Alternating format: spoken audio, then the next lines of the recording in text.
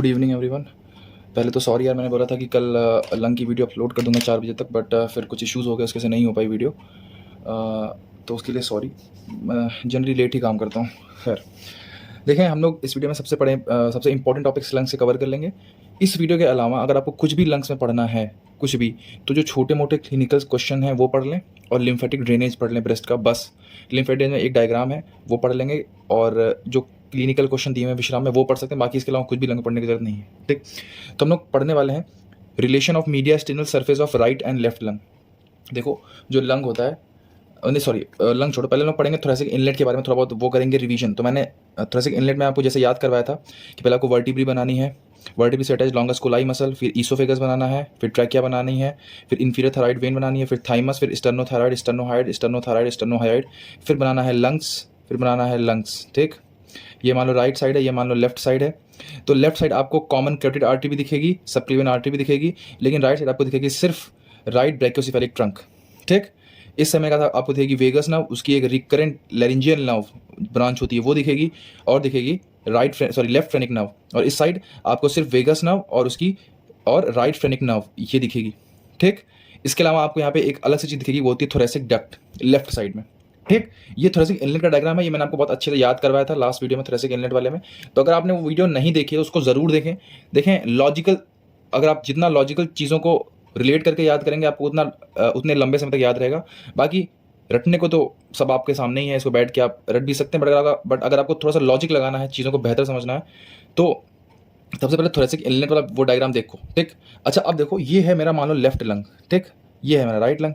तो तुम सोचो यार, यही सब चीज़ें जो लेफ्ट लंग के या राइट लंग के आगे हैं, यही सब चीज़ें तो जाके उस पर इंप्रेशन डालेंगी। इंप्रेशन क्या होता है? मान लो ये मेरा हाथ है, इस पर ये पेन है, ये एक स्केच है, ये सदियों से इस पर ऐसे पड़ा हुआ है, सदियों से, मिलियन बिलियन ऑफ ईयर से। तो इसने अपनी इस लंग पे एक छाप छोड़ दी है, उसे बोलते हैं इंप्रेशन। जब मैं इसको हटाऊंगा अभी, तो यहाँ पे इसके लिए एक गड्ढा पहले से बना होगा, उसे बोलते हैं इंप्रेशन। तो यहाँ पे भी क्या है कि इवोल्यूशन के दौरान ये सब अभी तक थोड़ी ना, मिलियन बिलियन ऑफ ईयर्स से ऐसा ही है। तो इन्होंने लंग्स पे क्या क्या है, अपना एक वो छोड़ दिए, अपने कुछ इंप्रेशन छोड़ दिए। ठीक, उन्हीं को हम लोग बोलते हैं लंग्स के इंप्रेशंस। ठीक, जैसे कि अब मान लो हम लोग पढ़ रहे हैं राइट लंग, तो ये मान लो मेरा राइट लंग था, ये है मान लो लेफ्ट लंग, बीच में मीडियास्टिनम स्पेस है, और इसी स्पेस के अंदर ये सब चीज़ें पड़ी हुई हैं, इसी स्पेस के अंदर। तो जो चीज़ें लेफ्ट लंग के साइड थी वो लेफ्ट लंग पे इंप्रेशन डालेंगी, और जो चीज़ें राइट लंग के साइड थी वो राइट लंग पे इंप्रेशन डालेंगी यहाँ पे। ठीक, अब हम सबसे पहले पढ़ेंगे राइट लंग पे किन किन चीज़ों का एक्सप्रेशन आता है, इंप्रेशन आता है। तुम ध्यान से देखो, देखो ईसोफेगस है, ईसोफेगस का इंप्रेशन आएगा। ठीक, हम लोग बात करें राइट लंग की, ईसोफेगस का इंप्रेशन आएगा। ठीक, ट्रैकिया, ये देखो, ये जो व्हाइट सा ये क्या है, ट्रैकिया, ये है ट्रैकिया, तो ट्रैकिया का इंप्रेशन आया। ठीक, मैंने कहा था आपको यहाँ पे बस दो नर्व दिखेगी, एक तो राइट फ्रेनिक नर्व और एक right vagus nerve. Right recurrent laryngeal nerve नहीं दिखती है, मैंने पढ़ाया था थोरेसिक इनलेट में, इसलिए उसको जरूर पढ़ के आए। ठीक, तो फिर आपको यहाँ पे देखिए कौन सी, राइट वेगस नर्व, और ये कौन सी नर्व है, राइट फ्रेनिक नर्व।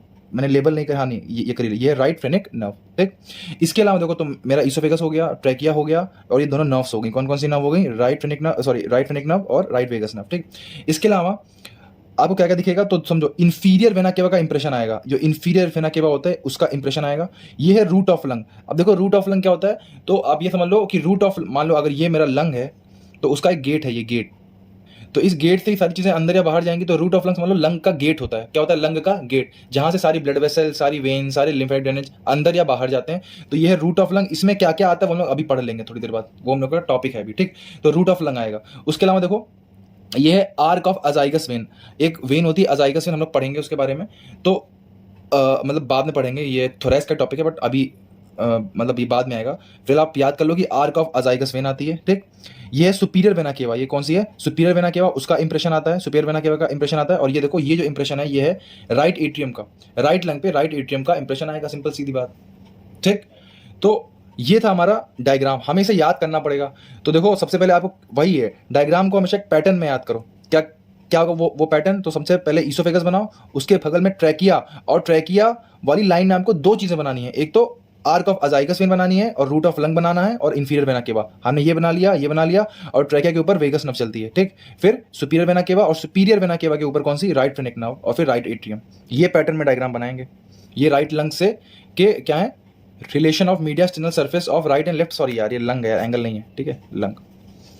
ठीक, तो हमें याद हो गया ईसोफेगस, राइट फ्रेनिक नर्व, ठीक, right vagus nerve, trachea, arch of azygos vein, root of lung, inferior vena cava, right atrium, superior vena cava और ग्रूव फॉर सब। हाँ, एक और देखो देखो, एक ग्रूव दिख रही है आपको, एक गड्ढा टाइप का, ये सबक्लेवियन आर्टरी के लिए गड्ढा होता है, इसे बोलते हैं groove for subclavian artery, groove for subclavian artery.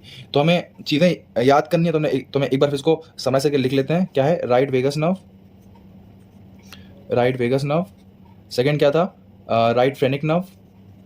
Phrenic nerve का मतलब वो नर्व जो कि डायफ्राम को सप्लाई करती है, ठीक। इसके अलावा फिर क्या था? ईसोफेगस, ट्रैकिया, ठीक। इसके अलावा फिर क्या था? इंफीरियर वेना केवा, और फिर था superior vena cava, right atrium, arch of azygos vein, ठीक। ये चीज़ें हमें याद रखनी है। अब आते हैं लेफ्ट लंग पे। तो समझे आप, लेफ्ट लंग के सामने क्या क्या था?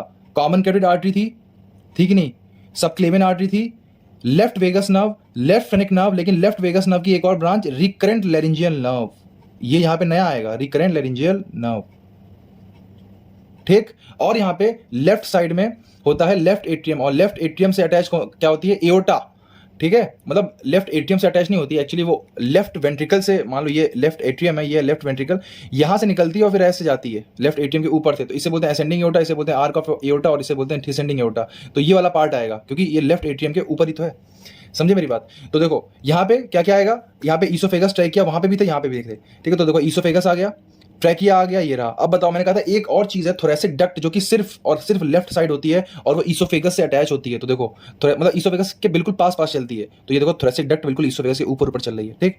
फिर ये देखो, ये है हमारी असेंडिंग एओर्टा, ये है आर्क ऑफ एओर्टा, और मैंने आपको पढ़ाया था लास्ट वीडियो में कि आर्क ऑफ एओर्टा से लेफ्ट साइड में निकलती है कॉमन कैरोटिड आर्टरी और सबक्लेवियन आर्टरी, मैंने पढ़ाया था। और मैंने कहा था आर्क ऑफ एओर्टा से राइट साइड निकलती है सिर्फ राइट ब्रैकियोसेफेलिक ट्रंक। अब ये अगर आपने पढ़ी होगी वीडियो तो आपको ध्यान होगा, अब ये आपकी श्रद्धा पे कि आपने पढ़ा था कि नहीं पढ़ा था, ठीक। तो ये देखो, तो ये था हम लोग का arc of aorta. Arc of aorta से लेफ्ट साइड निकलती है लेफ्ट कॉमन कैरोटिड आर्टरी और लेफ्ट सबक्लेवियन आर्टरी, ठीक। ये इन दोनों के बीच से दो नर्व निकलती हैं, एक नर्व होती है ये हमारी कौन सी है? Vagus nerve. ये लेफ्ट सबक्लेवियन आर्टरी, मतलब यहाँ से दो नर्व आती हैं बीच में, एक तो आती है वेगस नर्व और एक होती है लेफ्ट फ्रेनिक नर्व।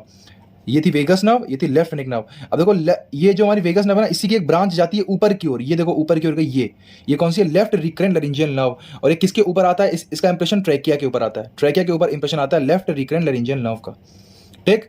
तो देखो लेफ्ट फ्रेनिक नर्व हो गया, लेफ्ट वेगस नर्व हो गया, रूट ऑफ लंग, ऑब्वियस सी बात है कि लेफ्ट लंग का भी जो रूट ऑफ लंग होगा वो यहाँ पे आएगा। तो root of lung of left side, left vagus nerve, left phrenic nerve, arch of aorta, left common carotid artery, left subclavian artery, left recurrent laryngeal nerve, thoracic duct और oesophagus, ठीक। Diagram याद ही करना पड़ेगा। पहले बनाओ आर्क ऑफ एओर्टा, ऐसे बनाओ, देखो क्या होना चाहिए पैटर्न, आर्क ऑफ एओर्टा बनाओ, कॉमन कैरोटिड, सबक्लेवियन, इसके बीच में दो नर्व, कौन कौन सी? वेगस और फ्रेनिक नर्व, यहाँ पे ट्रैकिया, रिकरेंट लैरिंजियल नर्व, यहाँ पे ईसोफेगस, इसके ऊपर थोरेसिक डक्ट। ये था हमारा पैटर्न डायग्राम बनाने का, ठीक। तो ये हो गया हमारा पहला टॉपिक। इंपॉर्टेंट टॉपिक क्या था? Relation of media external surface of right and left lung, ठीक। बहुत अच्छी बात। अब आते हैं नेक्स्ट चीज पे। नेक्स्ट चीज है जो हम पढ़ेंगे वो है ब्रोंकोपल्मोनरी सेगमेंट। लेकिन ब्रोंकोपल्मोनरी सेगमेंट से पहले आप लोग ये पढ़ लो कि आखिर डिवीजन कैसे होता है। देखो सबसे पहले जो ट्रैकिया आई, ट्रैकिया ने दो इंपॉर्टेंट, ट्रैकिया के डिवाइड होती है प्राइमरी ब्रोंकस में, इनको क्या बोलते हैं? प्राइमरी ब्रोंकस या प्रिंसिपल ब्रोंकस, ठीक। ये ब्रोंकस है, देखो जिनके बी के बाहर गोला लगा है वो है ब्रोंकस, ठीक। ब्रोंकस प्राइमरी ब्रोंकस में आके डिवाइड होती है। फिर उसके बाद ये प्राइमरी ब्रोंकस जो होता है ये डिवाइड होता है, देखो ये था प्राइमरी ब्रोंकस, ये डिवाइड हो गया किसमें? सेकेंडरी ब्रोंकस में। फिर जो सेकेंडरी ब्रोंकस होता है ये डिवाइड हो गया किसमें? टर्शरी ब्रोंकस में। ये देखो सेकेंडरी ब्रोंकस था, ये डिवाइड हो गया टर्शरी ब्रोंकस में, ठीक। अब जो टर्शरी ब्रोंकस या फिर सेगमेंटल ब्रोंकस, इन्हीं को बोलते हैं सेगमेंटल ब्रोंकस या फिर टर्शरी ब्रोंकस।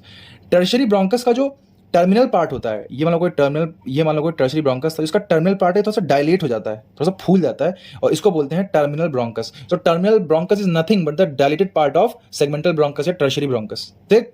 फिर ये टर्मिनल ब्रोंकस जो है, मतलब टर्शरी ब्रोंकस ही बोल लो, ये फिर डिवाइड करता है किसमें? लोबार ब्रोंकियोल में। किसमें? Lobar bronchiole, lobar bronchiole. अब ये ब्रोंकस नहीं रहेगा, ये क्या हो गया? ब्रोंकियोल। फिर लोबार ब्रोंकियोल जो होते हैं वो फिर फर्दर होते हैं डिवाइड किसमें? टर्मिनल ब्रोंकियोल में। किसमें? टर्मिनल ब्रोंकियोल में, ठीक। तो एक बार फिर बताता हूँ, ट्रैकिया हुई प्राइमरी ब्रोंकस, ये हुआ सेकेंडरी ब्रोंकस, ये हुआ टर्शरी ब्रोंकस। इसका टर्मिनल पार्ट क्या था हम लोग का? Terminal bronchus. फिर ये हुआ फाइनली किसमें? लोबार ब्रोंकियोल में। फिर ये हुआ टर्मिनल ब्रोंकियोल में, ठीक। अब देखो टर्मिनल ब्रोंकियोल फिर डिवाइड होता है रेस्पिरेटरी ब्रोंकियोल में। किसमें? रेस्पिरेटरी ब्रोंकियोल में। अब देखो जो इसकी सरफेस थी थोड़ी सी टॉर्चरस होने लगी है, ऐसे टॉर्चरस, मतलब ऐसे मुड़ने तुड़ने लगी। ऐसा क्यों होता है? सरफेस एरिया बढ़ाने के लिए। इसका मतलब यहाँ से गैसेस एक्सचेंज स्टार्ट होने वाला है, या फिर स्टार्ट हो गया है हल्का फुल्का, इसीलिए यहाँ की सर्फेस कैसी हो गई, हल्की सी सिकुड़ने लगी ताकि सर्फेस एरिया बढ़े। ये फिर टर्मिनल ब्रोंकस चेंज होता है रेस्पिरेटरी ब्रोंक्यूल में। फिर रेस्पिरेटरी ब्रोंक्यूल जो होता है, रेस्पिरेटरी ब्रोंक्यूल की जो डक्ट होती है वो भी कर जाती है डायलेट, इसे बोलते हैं alveolar duct. So the dilated duct of respiratory bronchiole is called as alveolar duct. फिर एल्वियोलर डक्ट का वो एरिया जहां से उसमें डिवीजन होते हैं उसे बोलते हैं एट्रियम। सो एल्वियोलर डक्ट का वो पार्ट, वो एरिया जहां से डिवीजन स्टार्ट हो रहे हैं उसमें, उसे बोलते हैं एट्रियम। ठीक, और ये डिवीजन होते हैं किसमें, ये चेंज होते हैं एल्वियोलर सैक में। ये पूरा क्या है, एल्वियोलर सैक। और ये जो इसका ये टॉर्चरस पार्ट है, यही क्या है, हमारी एल्वियोलाई। यही क्या है, हमारी एल्वियोलाई। यहाँ पे होगी ब्लड वेसल, यहीं पे होता है गैसेस एक्सचेंज, इसे लोग एल्वियोलाई को बोलते हैं क्या, गैसेस एक्सचेंज की साइट। तो एल्वियोलर सैक क्या है, बहुत सारे एल्वियोलाई से मिलकर बना हुआ एक सैक, इसे बोलते हैं एल्वियोलर सैक। ठीक, एल्वियोलर सैक किसका डिवीजन होता है, ये होता है एल्वियोलर डक्ट का डिवीजन। जब एल्वियोलर डक्ट डिवाइड करती है तो वो एल्वियोलर सैक बनाती है, और जहां से एल्वियोलर डक्ट डिवाइड करती है उसे क्या बोलते हैं, एट्रियम। ज्यादा कॉम्प्लेक्स नहीं हुआ है, फिर से बता रहा हूं, primary bronchus, secondary bronchus, tertiary bronchus, बाकी सब छोड़ दो। ठीक, लोबार ब्रोंकियोल, टर्मिनल ब्रोंकियोल, ये ब्रोंकियोल है, ठीक, टर्मिनल ब्रोंकियोल। ठीक, उसके बाद रेस्पिरेटरी ब्रोंकियोल। ठीक, फिर एल्वियोलर डक्ट, हाँ एल्वियोलर डक्ट। एल्वियोलर डक्ट जहां से डिवाइड होती है उसे बोलते हैं एट्रियम। डिवाइड किस में भी, एल्वियोलर सैक में, और एल्वियोलर सैक के बॉर्डर पे कौन प्रेजेंट होता है, ये एल्वियोलाई। ठीक, अब तुम समझो एक चीज, अब मैं आपको पढ़ाने वाला हूं ब्रोंकियो पल्मोनरी सेगमेंट। देखो जो सेगमेंटल ब्रोंकियोल होते हैं ना, सेगमेंटल ब्रोंकियोल, ये टोटल होते हैं 20। कितने होते हैं, 20, मतलब ये 20 डिविजन्स होंगे। ठीक, अब ये 10 घुसते हैं लेफ्ट लंग में और 10 घुसते हैं राइट, मतलब सॉरी 20 का मतलब पूरे लंग में 20 होते हैं, एक लंग में 10, दूसरे लंग में भी 10। तो ये 10 होते हैं, तो 1 2 3 4 5 6 7 8 9 10 घुस जाते हैं, और ऐसे राइट लंग में भी ऐसे 1 2 3 4 5 6 7 8 9 10 घुस जाते हैं, और फिर अंदर फिर फाइनली ये सब डिवीजन करते हैं। तो इन्हीं के आधार पे हम लोगों ने लंग्स को 10-10 अलग अलग सेगमेंट में डिवाइड कर दिया। राइट लंग को अलग 10 सेगमेंट में, लेफ्ट लंग को अलग 10 सेगमेंट में, और उन्हीं सेगमेंट्स को हम लोग क्या बोलते हैं, ब्रोंकियो पल्मोनरी सेगमेंट। इसको कैसे समझे, इसको समझें कि हम लोग का लंग एक होटल है। हम लोग का लंग क्या है, एक होटल है, और उस होटल में उस लंग नाम के होटल में बहुत सारे छोटे छोटे कमरे हैं। छोटे छोटे क्या है, कमरे, और हर कमरे में जो लाइटिंग की सप्लाई देता है वो कौन देता है, प्राइमरी ब्रोंकस। जो मेन लाइटिंग की सप्लाई देता है वो कौन देता है, प्राइमरी ब्रोंकस। इतनी बात समझ में आती है, बस इसीलिए हम लोगों ने प्राइमरी ब्रोंकस के आधार पे उन कमरों के 10 नाम रख दिए। ठीक, और उन्हीं का नाम क्या है, ब्रोंकियो पल्मोनरी सेगमेंट। बोल बात समझ में आती है। अब देखो bronchopulmonary segment is well defined wedge shaped sectors of lung which are aerated by tertiary bronchioles. ठीक, बहुत अच्छी बात है। इनके फीचर्स क्या हैं तो समझो। इनके फीचर्स ये हैं कि, अबे यार, हाँ, इनके फीचर्स ये हैं कि दे आर, एक मिनट को, मैं स्क्रीन सीधी कर लूँ, वीडियो की लेंथ भी बढ़ जाएगी, पैसे भी मिलेंगे। यस,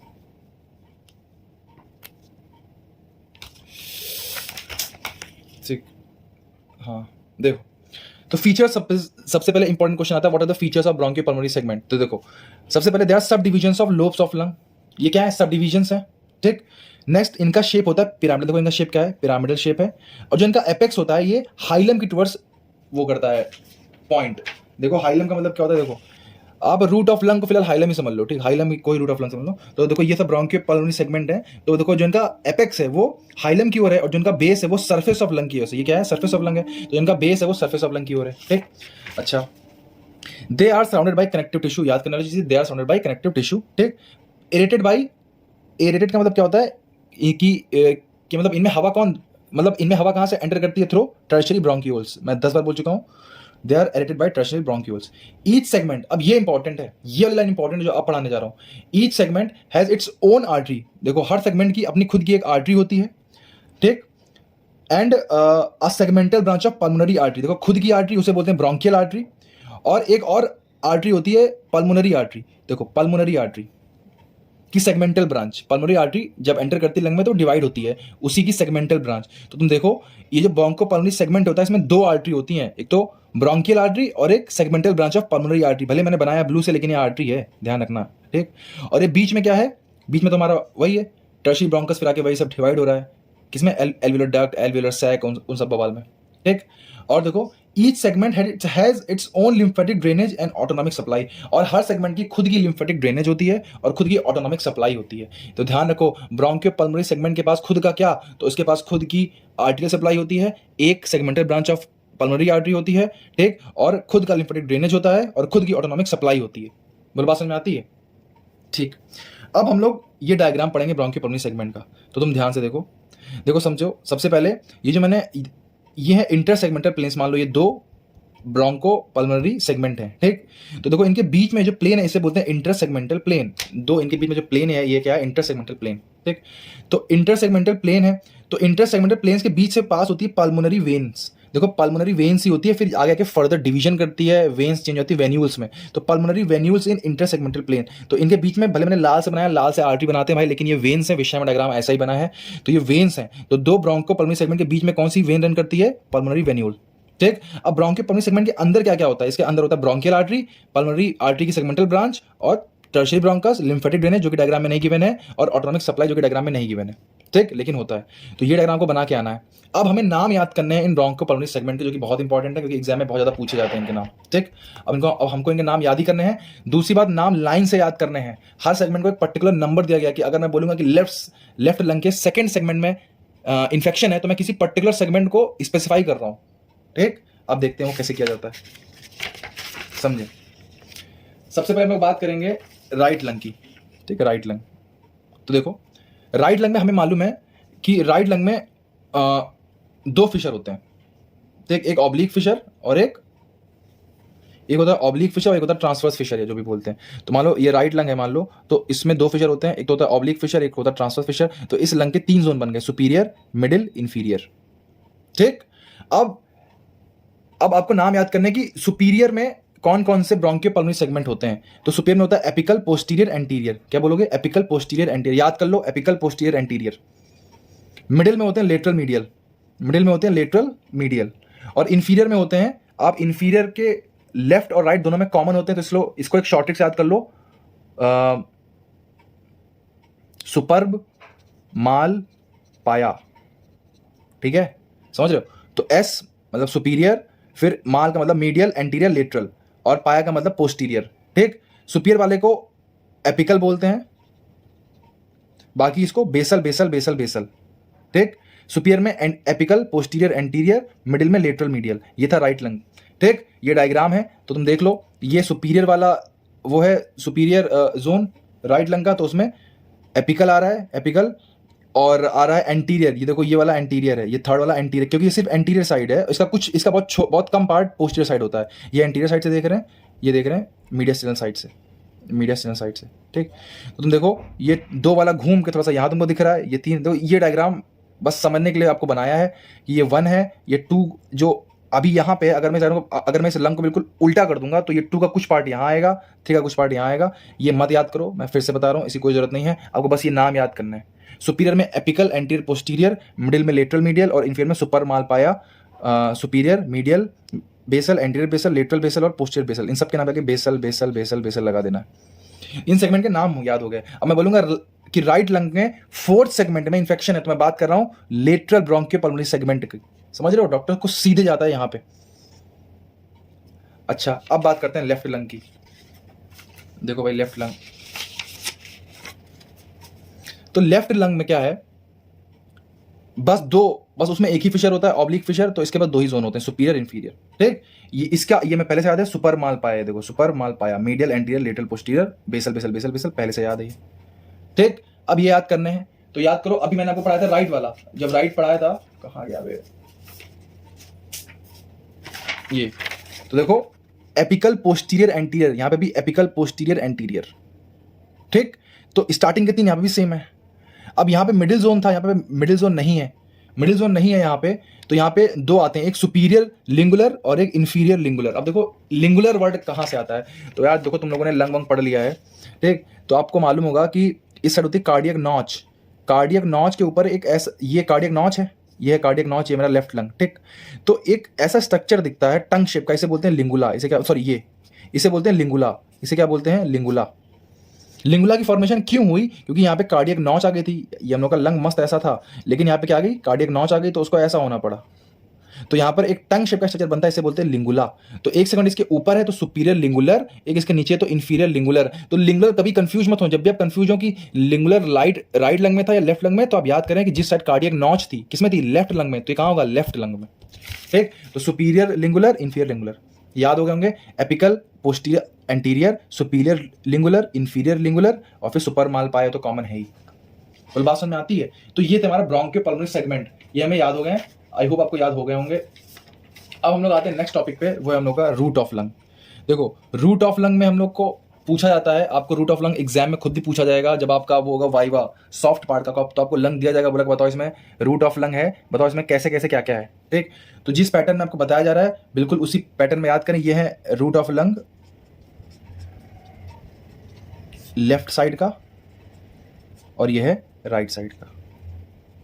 ठीक, पहले रूट ऑफ लंग होता क्या ये समझते हैं। So short broad pedicle connecting the medial surface of lung with the mediastinum. जो ये हम लोग का लंग है, मान लो ये इसकी एंटीरियर साइड, ये पोस्टीरियर साइड, ये है मीडियास्टाइनल साइड।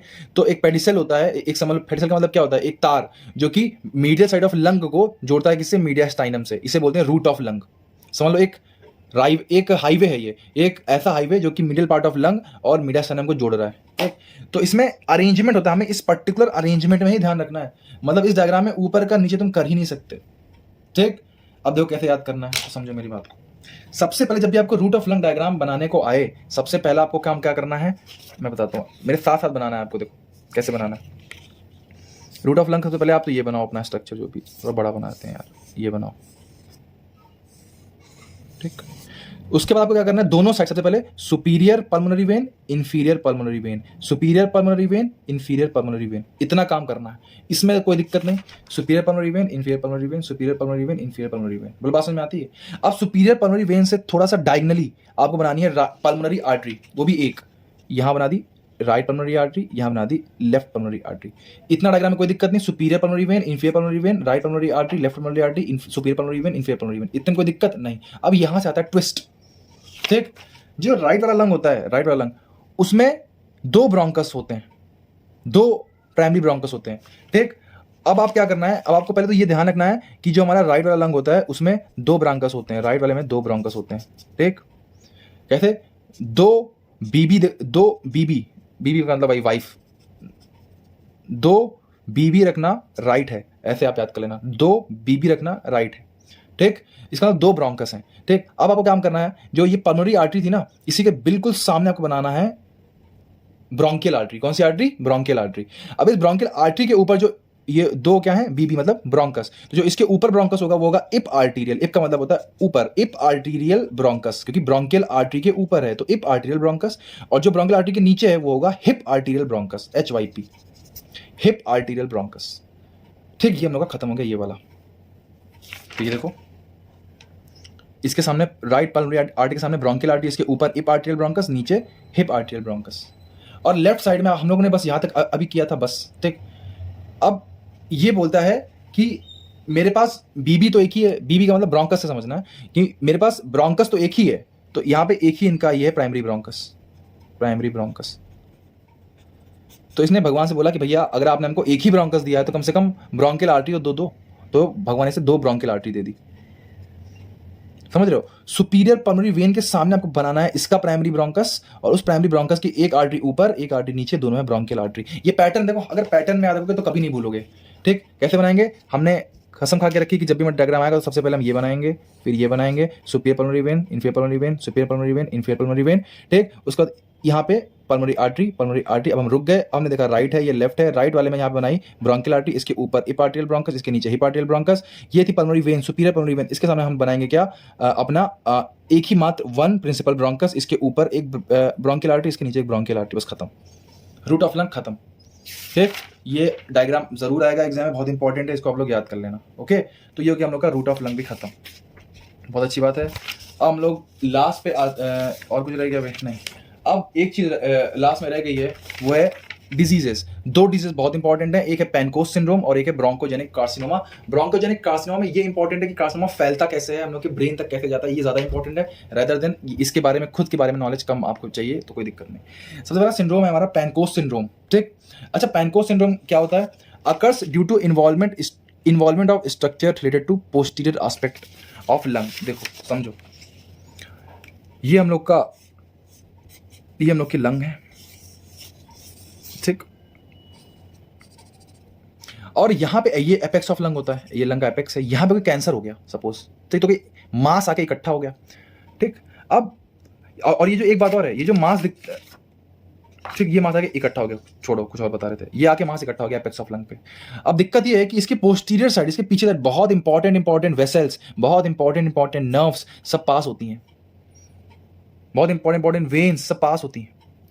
और अब ये जो ट्यूमर मास बना है, इन सब चीज़ों को दबाएगा, इन सब चीज़ों क्या करेगा, दबाएगा, इनको प्रेस करेगा। और जब इनको प्रेस करेगा तो बॉडी में बहुत सारे सिम्टम देखने को मिलेंगे, एक नहीं मल्टीपल। इसके जस्ट पीछे ब्रैकियल प्लेक्सस होता है, तो जो ब्रैकियल प्लेक्सस को दबाएगा तो हमारे हाथ वगैरह में काम पैरेस्थीसिया हो जाएगा, हाथ काम करना बंद कर देंगे।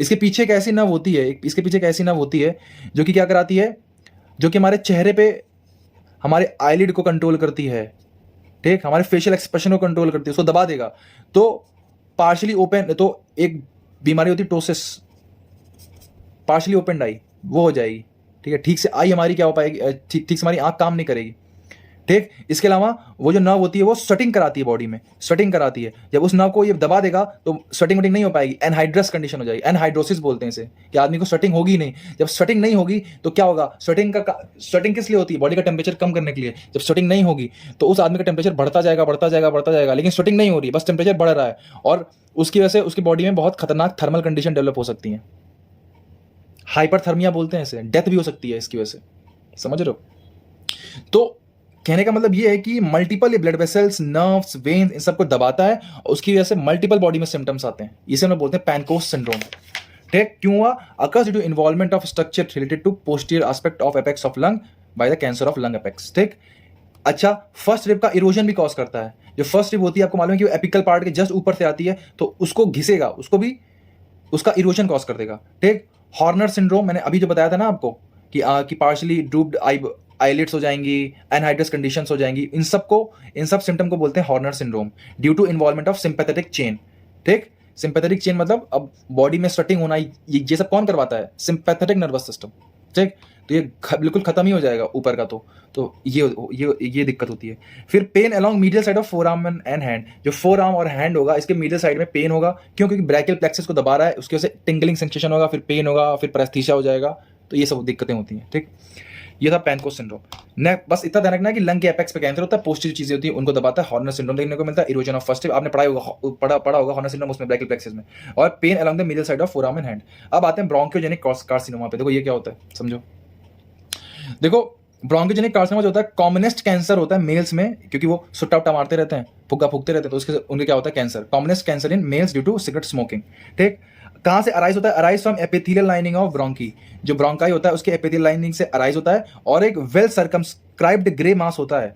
मतलब वेल सर्कमस्क्राइब्ड का मतलब क्या है, उसकी वेल पोजीशनिंग होती है, यहाँ फैलता नहीं है, एक पर्टिकुलर उसकी पोजीशन फिक्स होगी, ग्रे मास होता है। जब आप एक्सरे करवाओगे ना, उसका पीए व्यू, पोस्टीरियर एंटीरियर व्यू में, मतलब जब आप वो कराओगे एक्सरे, तो इसका क्वाइन शेडो टाइप अपीयरेंस आता है इस ग्रे मास का। तो कई बार क्वेश्चन सीधे ऐसा आता है कि एक पेशेंट था, उससे कुछ दिक्कत हुई सांस लेने में, उसने एक्सरे करवाया तो उसके में कुछ क्वाइन शेडो अपीयरेंस आया, ठीक। तो बताओ क्या था, उसके ब्रोंकोजेनिक कार्सिनोमा था। फिर नेक्स्ट क्वेश्चन होगा तुरंत ही कि ब्रोंकोजेनिक कार्सिनोमा कैसे फैलता है, कैसे आता है ब्रेन तक। दो रास्ते होते हैं ब्रेन तक जाने के, वो रास्ते क्या क्या होते हैं ध्यान से देखें। अभी तक क्या क्या ध्यान रखना है, कॉमनेस कैंसर होता है मेल्स में, सुट्टा मारने की वजह से होता है, अराइज होता है from the epithelial lining of bronchi and well circumscribed grey mass होता है। एक्सरे में क्या आता है, क्वाइन शेडो आता है, ठीक। कौन से व्यू में, पीए व्यू में, ये ध्यान रखना, पीए व्यू में, ठीक। अब बात करते हैं फैलता कैसे। तो देखो ये जो कैंसर होता है ना, ये मेटास्टासाइज करता है, इसका होता है मेटास्टेसिस। अब ये बॉडी के डिफरेंट पार्ट्स तक जाता है, तो ये ब्रेन तक कैसे आता है, उसके दो तरीके हैं, दो रास्ते हैं। एक होता है आर्टीरियल रूट, एक होता है वीनस रूट। अब देखो आर्टीरियल रूट कैसे होता है, जो लंग की कैपिलरीज हैं, ठीक, उनसे जाता है पल्मोनरी वेन में। पल्मोनरी वेन कहाँ जाती है, लेफ्ट एट्रियम में। लेफ्ट एट्रियम से कहाँ जाएगा, लेफ्ट वेंट्रिकल में। लेफ्ट वेंट्रिकल से कहाँ जाएगा, एओर्टा में। एओर्टा, अब मैंने कहा था एओर्टा की दो ब्रांचें होती हैं, एक कॉमन कैरोटिड, एक सब क्लेवियन। कॉमन कैरोटिड की दो ब्रांचें, interior carotid, external carotid, sorry internal carotid और एक्सटर्नल कैरोटिड। तो ये एओर्टा से आता है इंटरनल कैरोटिड आर्टरी में, और इंटरनल कैरोटिड आर्टरी से आता है वर्टिब्रल आर्टरी में, फिर वर्टिब्रल आर्टरी से कहाँ जाता है, ब्रेन में। समझ रहे हो, देखो ये आर्क ऑफ एओर्टा होती है, आर्क ऑफ एओर्टा से दोनों साइड राइट साइड निकलता है राइट ब्रैकियोसेफेलिक ट्रंक, और लेफ्ट साइड सीधे निकलती है कॉमन कैरोटिड आर्टरी और subclavian artery. Common carotid artery की दो ब्रांचें, इंटरनल कैरोटिड आर्टरी और एक्सटर्नल कैरोटिड आर्टरी। और इंटरनल कैरोटिड आर्टरी जो होती है, फिर इसकी फर्दर ब्रांचेस जाती हैं, वो चेंज होती है वर्टिब्रल आर्टरी में, और फिर ये जाती है ब्रेन को सप्लाई देती है। तो ये इंटरनल कैरोटिड आर्टरी से जाता है वर्टिब्रल आर्टरी में, उससे जाता है ब्रेन में। ब्रेन तक पहुंच गया। ये कौन सा रूट था? आर्टरी रूट, खत्म। अबे लंग कैपिलरी से पल्मोनरी वेन से लेफ्ट एट्रियम से लेफ्ट वेंट्रिकल से एओर्टा से इंटरनल कार्डियड से वर्टिब्रल से ब्रेन, खत्म। अब आ जाओ वीनस रूट, ये थोड़ा सा मजेदार है। वीनस रूट सबसे पहले आता है ब्रोंकियल वेन्स में। ब्रोंकियल वेन्स जो होती हैं वो ड्रेन करती हैं अजाइगस वेन में। क्या होती है बाद में पढ़ेंगे। ब्रोंकियल वेन्स ड्रेन करती हैं अजाइगस वेन में। अब देखो जो वर्टिब्री होती है, वर्टिब्री, ये हम लोग कोई वर्टिब्री है मान लो, तो वर्टिब्री के बाहर कुछ वर्टिब्रल प्लेक्सेस होते हैं। वर्टिब्रल प्लेक्सेस का मतलब क्या होता है? गुच्छा। तो जो बाहर होते हैं उसे बोलते हैं एक्सटर्नल वर्टिब्रल वीनस प्लेक्सेस, जो अंदर होते हैं उसे बोलते हैं इंटरनल वर्टिब्रल वीनस प्लेक्सेस। ठीक है, प्लेक्सेस का मतलब होता है गुच्छा।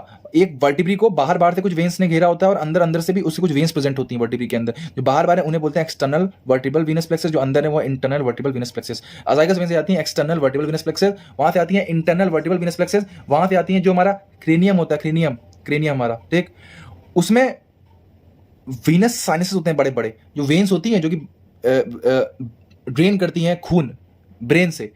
उन वेन्स के जाने के लिए रास्ते होते हैं और उनमें बड़े क्या होते हैं? गड्ढे होते हैं, उन्हें बोलते हैं साइनसेस। ठीक, वहां से फिर वो जाएंगी ड्यूरल वीनस साइनसेस ऑफ क्रेनियम। ये सब आपको पढ़ाया जाएगा न्यूरो में, मैं पढ़ाऊंगा न्यूरो में, फिलहाल याद कर लो, dural venous sinuses of cranium. ठीक, और फिर वहां से पहुंच जाता है ब्रेन में। तो bronchial veins, azygos vein, external vertebral venous plexuses, internal vertebral venous plexuses, dural venous sinuses of cranium, brain, खत्म। तो ये थे दो रास्ते ब्रोंकोजेनिक कार्सिनोमा के फैलने के। देखें ये पूरा इंपॉर्टेंट था लंग्स में इससे इंपॉर्टेंट कुछ भी नहीं। मैंने आपको सब याद करने की कोशिश करी है, आई होप आपको समझ में आया हो। जो नोट्स हैं आपको टेलीग्राम चैनल पे मिल जाएंगे। वीडियो को लाइक करें, अच्छी लगी तो चैनल को सब्सक्राइब करें। और इसके अलावा आप लिम्फेटिक ड्रेनेज चाहे तो पढ़ सकते हैं लंग का, और जो छोटे मोटे क्लिनिकल क्वेश्चन रहेंगे वो पढ़ सकते हैं। बाकी सब मैंने कवर कर दिया mainly. Okay, thank you, bye bye.